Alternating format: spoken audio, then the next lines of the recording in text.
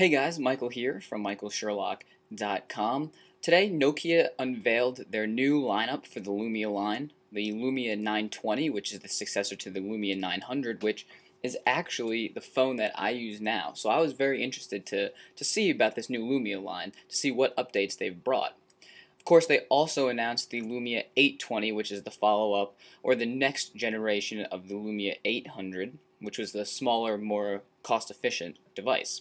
So let's jump right into, kind of the specs of these, and then I can kind of give you my thoughts about why this is important. So first of all, the Lumia 920 has a 1.5 gigahertz Snapdragon dual-core processor.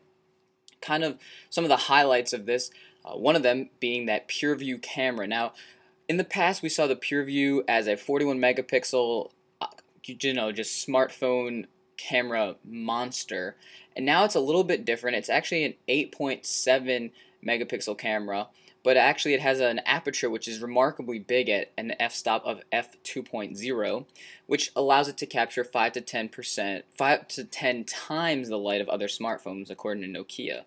What that means is you'll be able to capture crisper photos, and in low light, in indoor situations, it'll look better.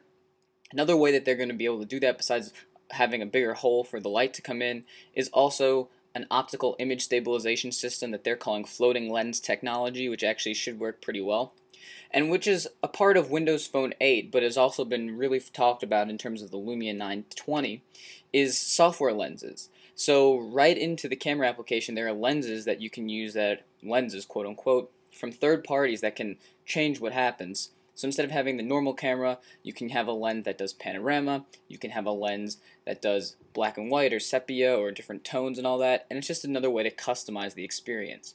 Again, that's been highlighted on the Lumia 920, and there will be Nokia exclusives, but that is a Windows Phone 8 feature in a broad sense. Another big improvement over the Lumia 900 is the 4.5-inch display. It is now Nokia PureMotion HD+. First of all, what's cool about this, unlike the Lumia 900, which is just flat, this actually takes a design element from a previous incarnation of their Lumia line and is actually curved glass, which is kind of interesting. And then wrapped around that is Gorilla Glass for some extra protection.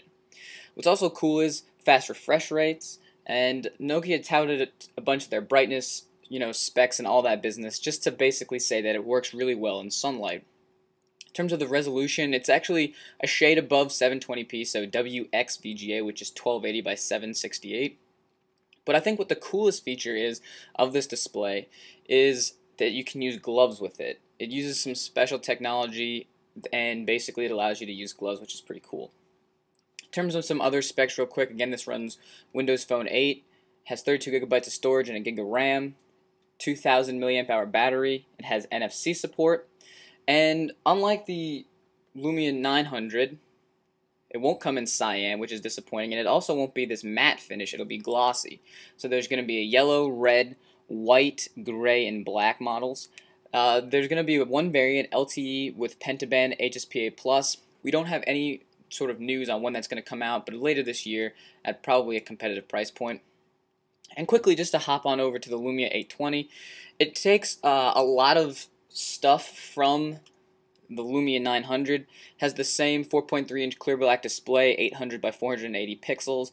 It does have a 1.5 gigahertz Snapdragon dual-core processor, just like the Lumia 920, but it has the same 8 megapixel Carl Zeiss lens, not PureView, and only 8 gigabytes of storage.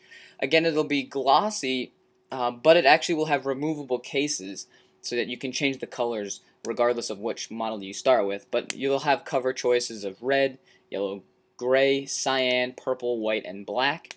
There's going to be a separate LTE model and a separate HSPA Plus variant that'll be coming later this year. And we don't really know anything about carriers. It seems like AT&T will probably be getting the Lumia 920, but we don't know if the Lumia 920 will be coming in a sort of modified version to, say, Verizon Wireless, or even Sprint or T-Mobile. So really, I just quickly went over the specs, but what's so good about this? What's so important about it? Well, first of all, like I said, I use a Lumia phone on a daily basis, and it actually works pretty well. Everything's pretty snappy, pretty responsive. Occasionally there's some slowdown issues and all that. Basically, the Lumia 920 takes the Lumia 900, which I'm a fan of, and improves upon it in almost every aspect. It has a faster processor, it has dual core instead of single core, takes an 8 megapixel camera, which I thought was pretty good, but not the greatest in the world, and adds PureView technology. So it squeezes in some more pixels, but that's not really it. It adds optical image stabilization, it has a huge aperture for capturing 5 to 10 times the amount of light. It's very, very impressive. Really, the battery life should be really good on the Lumia 920, as well as the fact that you can use gloves on it, which I think is a very interesting feature. But I think above and beyond that, the fact that this runs Windows Phone 8 is going to be a huge update. Windows Phone 7 and even Mango, which is 7.5, has some issues with it, just inherent. First of all, there's just a lot of problems with it. It was a very immature operating system even once updated to Mango. Windows Phone 8 improves upon it. For instance, the live tiles, which are all only one size, can be resized. There's now a screenshot feature. There's some hidden features that will be coming later, right before Microsoft announces this for official. Really, the point is, it takes what Microsoft said.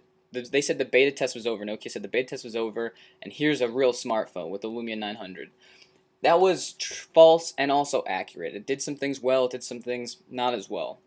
The Lumia 920, and sort of by extension the 820 as well, builds upon that brand and improves upon it in almost every way. I'm actually really, really excited for this. One of the reasons, I love using my phone, but one of the reasons why I love it is because it looks so different. Just the physical form factor.